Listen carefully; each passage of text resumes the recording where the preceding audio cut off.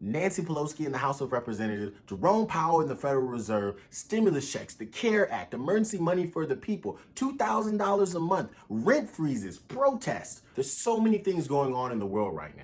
And with stay-at-home orders slowly lifting across America and the economy gearing up to reopen completely so it can try to snap back to normal, you have to ask yourself, without a vaccine, is anything ever going to be normal again? Hey, you guys, welcome back. I'm Rashad Murphy, and today on Money News Management, I want to talk about the economy reopening and the possible pending second economic crash. The last 3 months have been a lot. So mid-February, the entire economy came to a halt. People were being told that they couldn't go outside, they couldn't see their loved ones, and people were getting sick at an alarming rate. This all occurred because of a virus that hit America unexpectedly. And when this happened, it affected the stock market and the economy dramatically, with volatility in the market going up and down for about 3 weeks, causing it to hit a circuit breaker, not one, not two, but 3 times within 3 weeks. And on one occasion, it actually hit multiple times on one day. So what the circuit breaker inside of the stock market is like a limit system. Basically, it's triggered when the stock market moves in any direction too much at one time.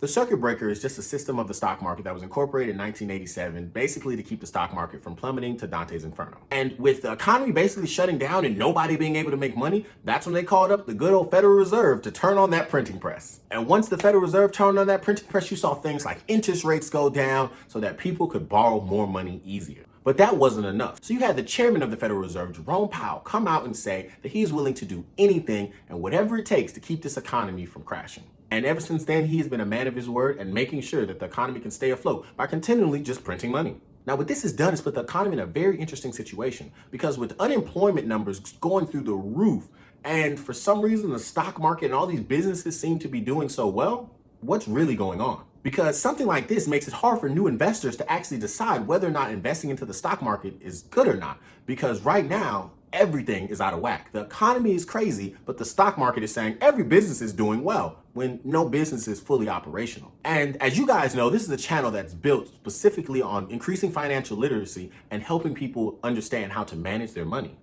And with statistics like 2 out of 3 Americans not being able to afford a $500 emergency, this is the best time to understand how to invest, save money, and stop living paycheck to paycheck. Because as we all know, there's still a pandemic going on that makes people sick.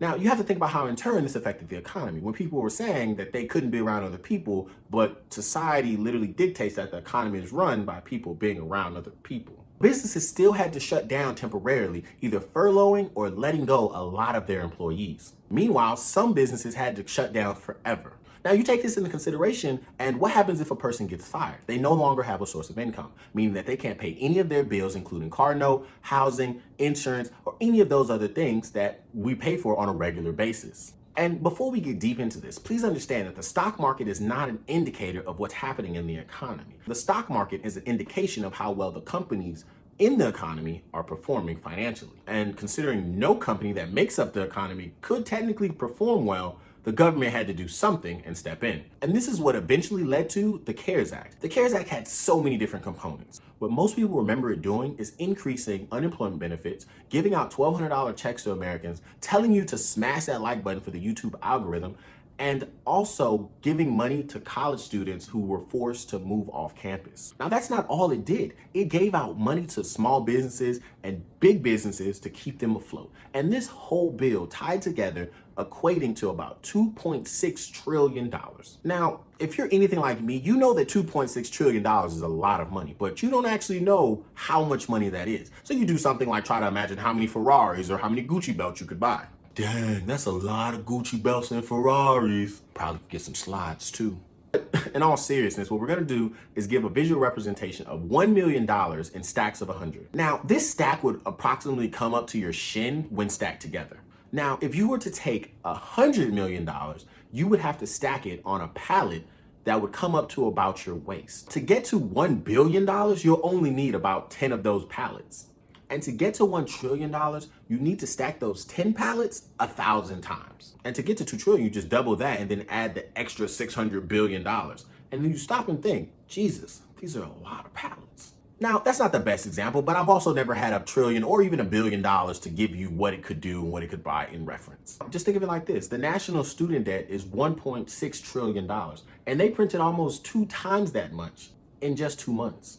Then they're even considering printing even more money for a second round of stimulus. At this point, I'm pretty sure you're wondering, okay, what does this have to do with the stock market and the economy? And I say that because now the economy and the stock market are completely out of sync, leaving people so confused when they see that 20 million people are applying for unemployment benefits a week, but yet every company seems to be making a lot of money. Well, you remember when I said earlier that the economy and the stock market weren't the same? And I'm going to explain all of that. So make sure you watch the video through to the end and give the video a like if you haven't already, because if not, YouTube won't show this video to anyone else. And if you're new to the channel, please consider subscribing, because on this channel, we focus a lot on financial literacy and money management. And what that means is ways for you to understand how to make your money make you more money. We all know that the stock market is made up of publicly traded companies.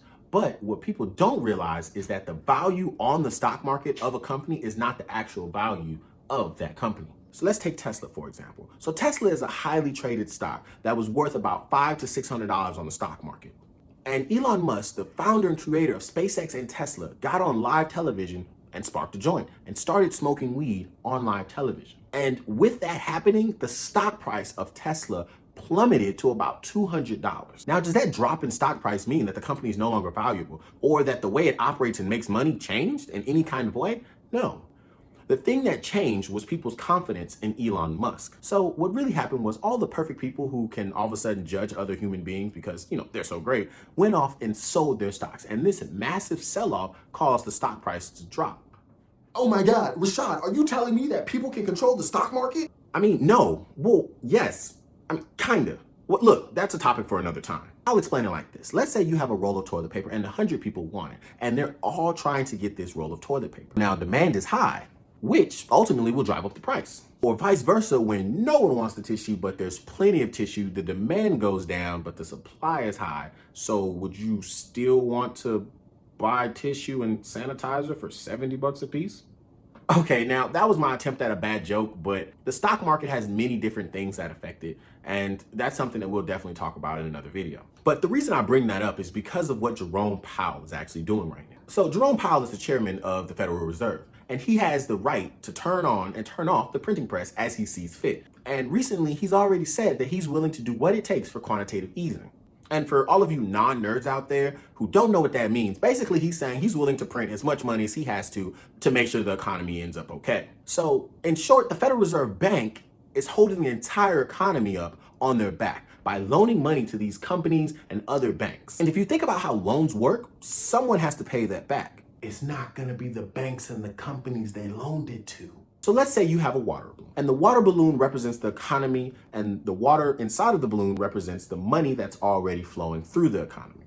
And the virus hits, which basically puts a hole in your balloon, and water starts seeping out. Well, the Federal Reserve says, let's just hook it up to this water hose, and just starts pumping water in. And that water can be the money that they're printing on that printing press. Now, what's happening now is there's water flowing into the balloon, but there's still a hole where the water's coming out. And the Federal Reserve has basically gone on record saying, we're just gonna pump money faster so that it can't bleed out. So basically, as long as you keep pumping water into this balloon, everything's okay, right? No need to patch that hole up.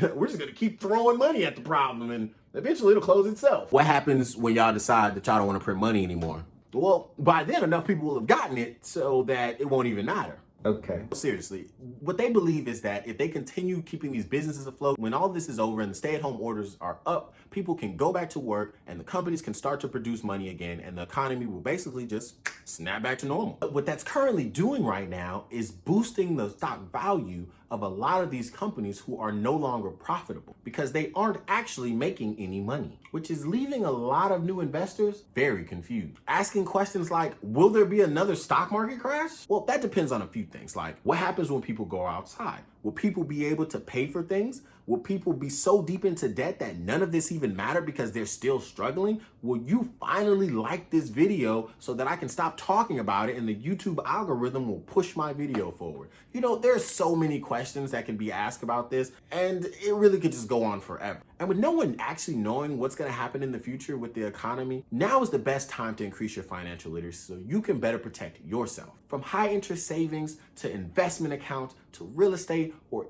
any way that you can think to simply diversify your assets and your income. And what better time to learn how to manage your finances than a global pandemic that's affecting your finances? With all that being said, thank you for watching this video, and I hope you subscribe to the channel, and we'll see you next time when we come back to help you manage your money.